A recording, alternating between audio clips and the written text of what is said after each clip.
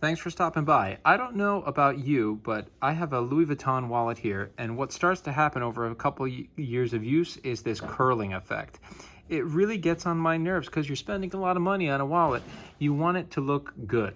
So I'm going to show you what you can do to take out some of this curling effect. It's relatively low tech. You can do it within a couple of hours and it'll give you really nice results. So here's a typical monogram wallet. It is a authentic wallet before you start asking. And I have had it for a number of years. So you can see that there's some miles on it. But it is authentic, and I'll show you how to breathe some life back into a wallet like this. So this is all you need.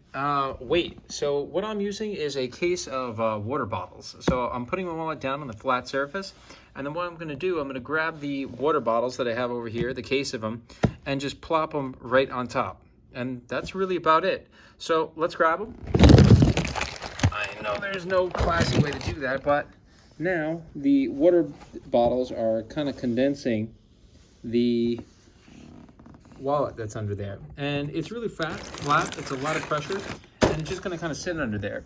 What I'm going to actually do is get another case and plop that on top too.